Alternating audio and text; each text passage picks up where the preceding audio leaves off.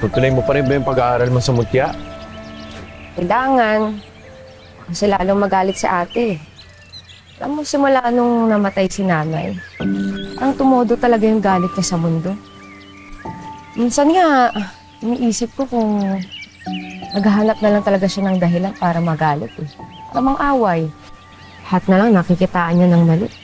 Sa ginagawa namin, sa mga sinasabi namin. Ano ka ba? Hirap talaga. Ganyan din si tatay nung namatay si Ineng. Nick, parumbado ka man sa mata ng iba. Pero alam kong mabuti kang anak at kapatid. Alam mo, lahat talaga ginagawa mo para sa mga taong importante sa'yo. Kaya mahal kita eh. Mahal din naman kita eh. Goods lang tayo.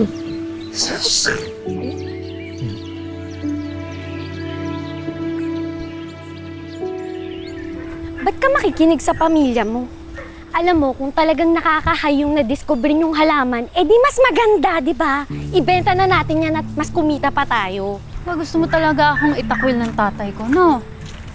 Akala ko ba kailangan mo ng pera?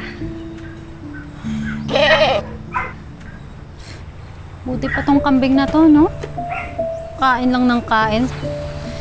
Samantalang ako gusto kong maging milyonarya, pero ni matinong cellphone, no? Hindi ako makabili. Sabi ko naman kasi sa'yo, join ka na sa work ko. Kahit anong cellphone, bag, at lahat ng gusto mo mabibili mo. Tsaka, eto. Teka nga, nakita mo na ba to?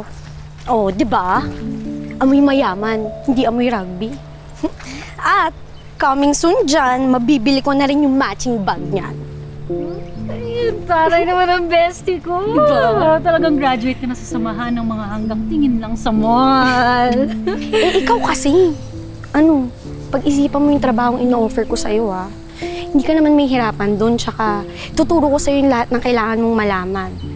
At, ang best part pa doon, ganda at kinis lang ang punan. Ganda ka. At ang kinis, so, check ulit! Ang galing mo din no? Kunting pilit mo na lang talaga, bibigay na ako.